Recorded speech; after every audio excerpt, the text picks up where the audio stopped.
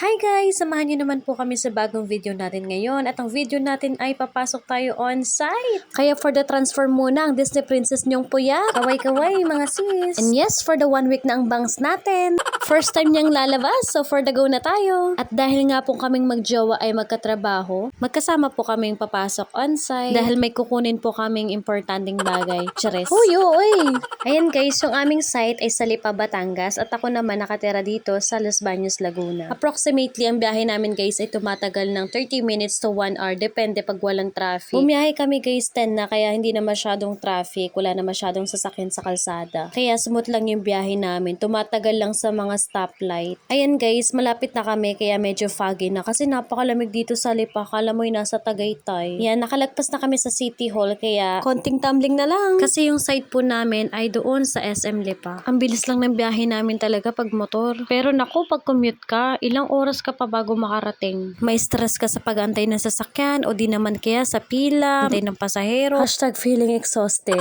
Hoy, di tayo mag-i-English for today's video. Ayan, malapit na tayo guys. At dahil nga sarado na ang SM. Bago tayo pumasok ng entrance, merong guard na magtatanong sa'yo kung saan ka papunta. Tapos ayun, say the magic word. Tapos batiin mo lang siya ng sawadika, kapong ka. Charot lang guys, baka bato tayong ka ni kuya.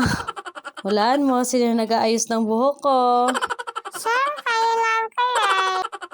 For the ayos-ayos niya yung bangs ko kasi nga na-stress siya dun sa helmet. At dahil nga po mahangin sa labas, inayos na muna namin yung mga sarili namin. Dito nga rin pala kami nagpa-park sa parking area ng SM. Medyo malayo-layo pa siya dun sa pinaka-entrance namin. Pero konting lakad lang naman. Ito na nga po yung lagusan papuntang Encantadia. Pagkapasok mo sis, kailangan mong i-ready yung bag mo at i-check ng mga hator.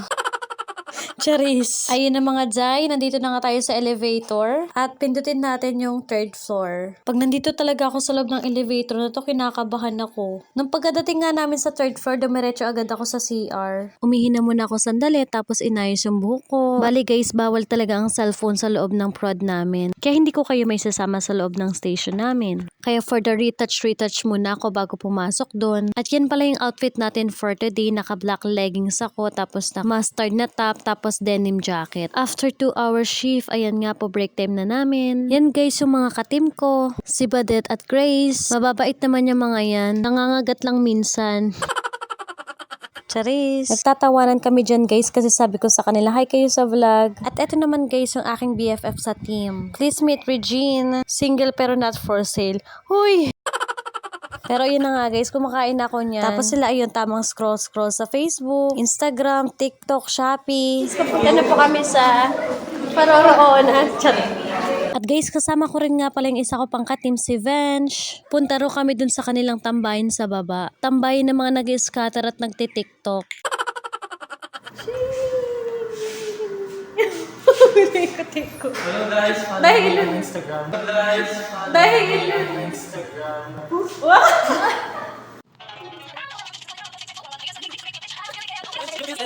At ayun na nga guys, habang nag-aantay kami ng oras namin, nag-TikTok muna kami sa labas. For the sayo-sayo muna ang mga person. Dahil mga good Samaritan tong mga to, walang mga bisyo. Ang bisyo lang namin ay mag-TikTok at mag-overthink, char. Ayan, kaya for the sayo-sayo pa dito si Vench. Ayan guys, pinapractice pa namin yung aming mga steps para dun sa aming tinitiktok. Nakakailang ulit na kami, hindi pa namin napa-perfect. Kaya tinigilan na lang namin. Paano dun sa ginagayahin namin, ang ganda tignan, pero pag kami na. Kaya ayun, nag-decide na kami na tigilan na namin to.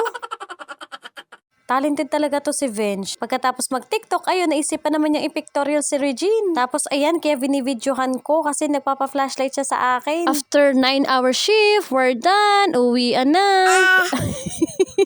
Anak, nagre-record si Mami. Sorry guys, si Matthew kasi. At dahil nga po minsan lang kami umuwi ng Lipa, nakakamiss yung lagi namin kinakain dito. Ang paborito kong kainin dito guys sa Lipa yung chicken chow mein nilang tamis anghang. At ayan na nga po, na-order na si Daddy. Dito na lang kami guys kumain sa may tapat ng City Hall ng Lipa sa MV24.